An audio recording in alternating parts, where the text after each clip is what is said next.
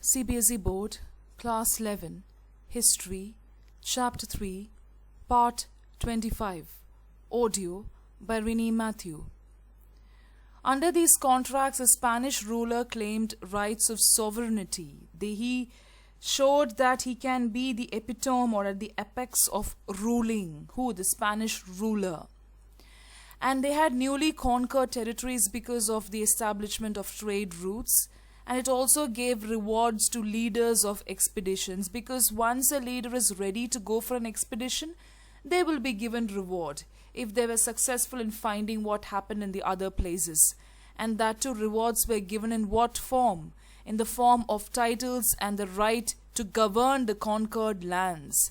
They were given in the form of titles and right, and also to govern the conquered lands. So governing and also all these things, it meets the daily requirement. Even luxurious life is actually given to these people, okay, who conquered it.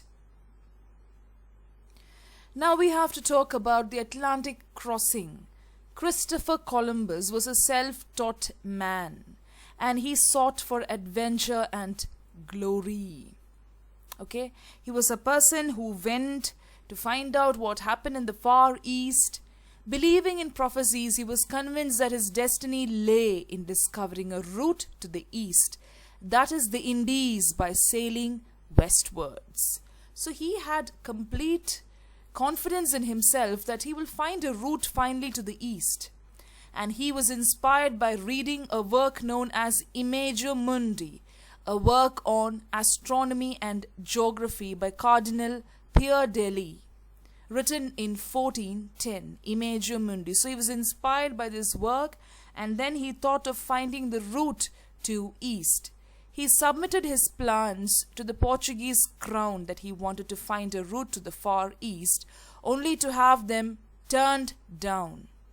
He had better luck with the Spanish authorities. So when he went and approached the Portuguese authorities, they turned him down. They said, no, you cannot go for the expedition because they have to source him. But he had a better luck with the Spanish authorities, and they sanctioned a modest expedition which was not very costly, and he started sailing from the port of Palau on 3rd August 1492. On the port of Palau, that is from where he took his sail. He started sailing.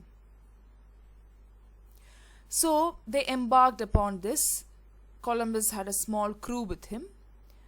For the long Atlantic, they were not very sure of how wide the seas were, or for the destination that awaited them. They were not sure what is going to happen.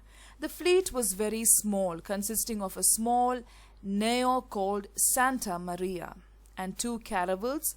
Small light ships were also there. The names were Pinta and Nina. Okay, so small ship along with 2 other small lighter ships.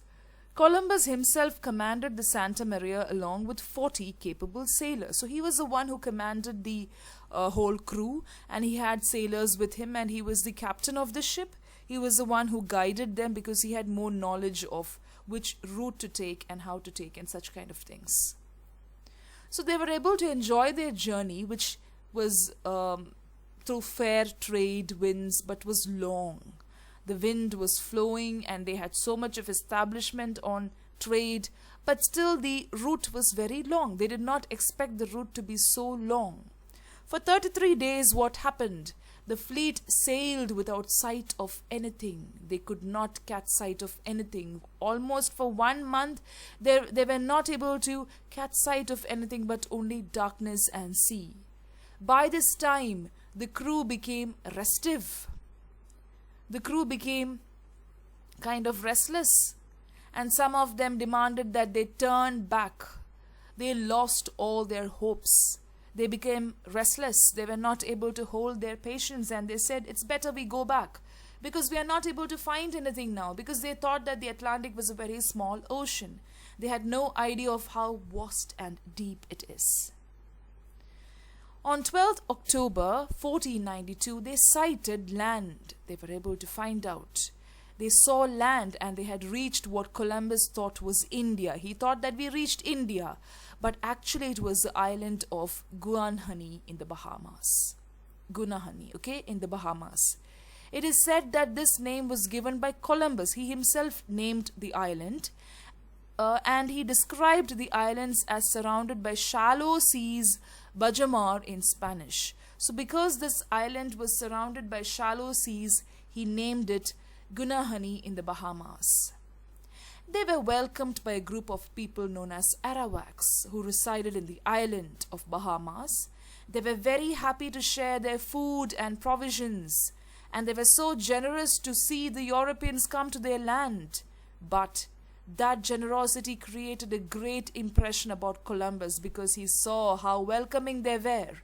And he had a record. The Europeans were very good in keeping a logbook. So what did he write in his logbook? A kind of journal entry. They are so ingenuous and free with all they have that no one would believe it who has not seen of it. So he was so overwhelmed by their generosity and freedom that they gave the Europeans. Anything they possess, if it be asked of them, they never say no. They don't say no to anything that these people ask of. On the contrary, they invite you to share whatever they have. Sharing was there, and show as much love as if their hearts went with it. So much of love was poured on these European explorers. So let's see if it is going to prove bad for them. So this is the island of Gunahani in the Bahamas. I've given the picture, and this is a kind of small drawing which was done in the early days when they caught sight of the land, and this is the route. This is the island of the Bahamas from the map. What did Columbus do after reaching this particular place? He planted a Spanish flag in Gunahani, because they were the ones who sourced him, which he renamed San Salvador. So instead of Gunahani in Bahamas, he renamed it as San Salvador. He held a prayer service because they were very religious. And without consulting the local people, what did he do? He said that I am the viceroy of this land. So look at the kind of power that they had, because they had more techniques with them, because they were good in communication and all that. He proclaimed himself to be viceroy. So this is the return gift that they give for their generosity and love.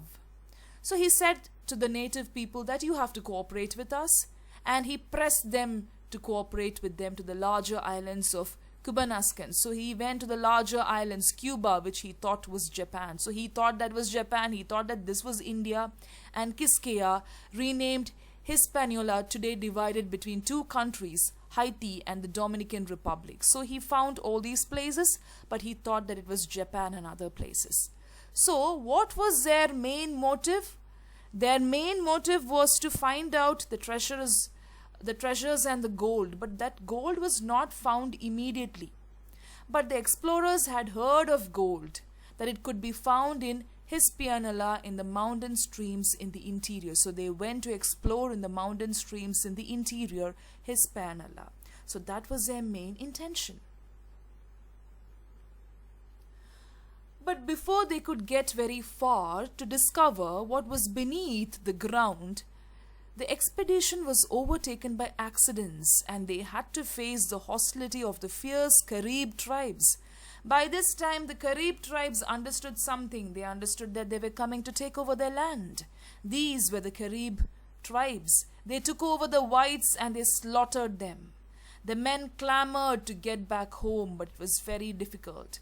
The return voyage proved very difficult as the ships were worm-eaten. The ships were worm-eaten and the crew tired and homesick. It was very difficult to go back again one more month back. The entire voyage took 32 weeks. 32 weeks, yes. Such a very long journey to reach this place, and then the return gift for their selfishness was really bad.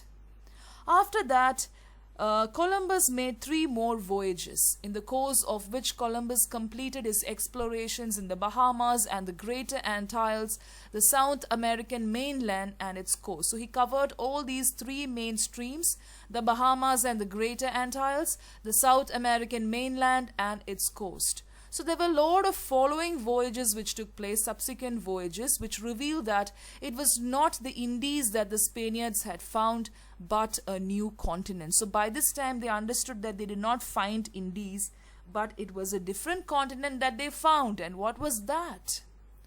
Columbus' achievement had been to discover the boundaries of what seemed like infinite seas and demonstrate that 5 weeks sailing with the trade wind took one to the other side of the globe. So his main intention was to make the people believe that when you travel over the infinite seas, you will be able to cross and go to the other side of the globe. He thought that traveling to the other side of the globe was very easy. He wanted to discover the boundaries of what seemed like infinite sea, and he could tell the people that it'll just take 5 weeks to go and get across to the other side of the globe. But was that the fact? No. So places are often given the names of individuals. It is curious that Columbus is commemorated only in small district in the USA and in a country in northwestern South America, Colombia, though he did not reach either of these areas. So his name is commemorated in all these places, but that is not the truth. He did not reach any of these areas as they claim. Who is this? This is Amerigo Vespucci, a geographer from Florence, who realized how large they might be. What, the new continents? The new continents were named as the New World, and he understood that the two new continents were going to be very large, and there was an immediate urgency to find out what was awaiting them in these two places. The name America was first given by a German publisher in 1507. Okay, so he was the first person to give this continent the name America. So Columbus went there, but he was not able to understand what it is. So in short, you can say that Amerigo Vespucci was a person who said and who found out the new world, and he only told that it is the Americas and not the Indies as they claimed. Spain establishes an empire in America. So finally they discovered America. And now the next motive is to establish an empire there. Spanish expansion took place, and that was based on display of military strength, and that too with the use of gunpowder and of horses. Spain's, they were very good in using gunpowder, and they had so much of military strength with horses. The local people were confiscated, they exerted their power over the local people, and they were compelled to pay tribute. Either they have to pay some money or they have to be ready to work in gold and silver mines so that they will be able to understand what is happening, and they will be able to get the treasures in gold and silver. They'll be able to extort more from the common people. The initial discovery was typically followed by establishing a small settlement. So when they found out what they had really found out, they were able to just put up a small settlement there in America, and very few Spaniards supervised the labor of the local inhabitants, because only a very few people went there, and they were very to supervise always. They wanted to always monitor what is happening, very white-collarly jobs, and they made the locals work there in their own land, right? Now who is this person? The local chieftains, there were so many people, there were so many tribes, and the local chiefs were enlisted to explore new lands.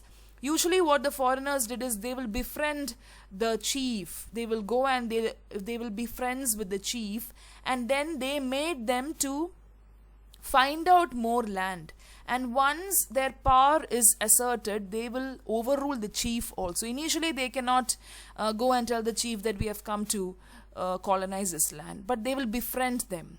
And they wanted to find out more sources of gold, and that could be done only with the help of the chief. So what will happen? The chief will ask the local people to cooperate, and they will start working for the Europeans without their knowledge. Unconsciously they are doing it. The greed for gold led to violent incidents provoking local resistance. So finally the local people understood that this was not for the good, and they wanted to find out only the treasures, and that is why they came here. The Spanish friar, he was something similar to a priest, Bartolome de las Casas. The picture is given here. He was a Spanish friar. The most severe critic of the Spanish conquerors. He was against the people who went and conquered the local people. There were so many good people who were against all these things.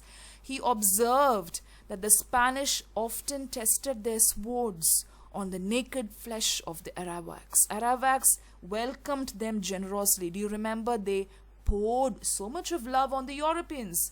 But what happened? He observed in his book that the Spanish conquerors tested their sword. They tested the intensity of their sword and the sharpness of their sword on the naked flesh of the Arawaks, which was not at all fair, because going to their own land and making them work and colonizing that land and exploiting them was not at all morally fair, was his idea.